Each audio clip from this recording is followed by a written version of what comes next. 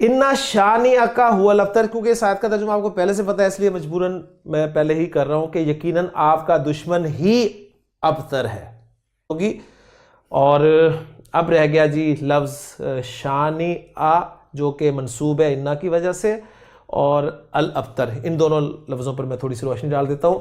ये शीन नून और हमज़ा मादा है जी इसका, शीन नून और हमज़ा। शना यशना उ, फा से भी आता है जी और सीन से भी आता है। बहरहाल इसके माना होते हैं जी बोहज रखना, दुश्मनी करना, नफरत करना। तर अब अल अब्तर लफ्ज़ जो है इसको थोड़ा सा ज़रा देख लें। ये इमाम राग़िब अस्फ़हानी रहमतुल्लाह उनकी इराबुल मुफ़रदातुल कुरान से मैं ले रहा हूँ जी। अल अब्तर जो है ये अल बत्र इस लफ्ज़ से निकला है।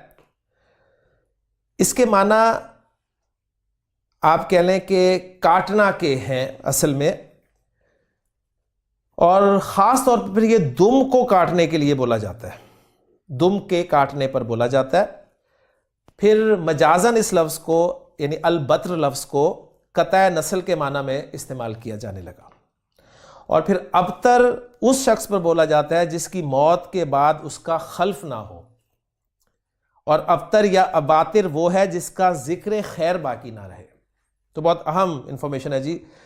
रजुलुन अबातिर अरबी ज़ुबान में काते रहम के लिए इस्तेमाल होता है, और जिस खुतबे के शुरू में हमदो सना ना हो उसे भी मजाजन खुतबतुन बतराउ कहा जाता है।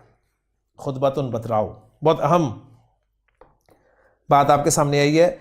चुनाचे नबी सल्लल्लाहु अलैहि वसल्लम की एक हदीस मिलती है हमें, आपसे उसने फरमाया कि कुल्लु अमरिन हर वो काम ला युबदाउ फीही बिज़िक्रिल्लाह, जिसके शुरू में अल्लाह का जिक्र ना हो, फहुआ अबतरू, तो वो अबतर है, यानी खैर ही नहीं है उस काम में। तो एक हदीस भी आपके सामने आगे इस हवाले से।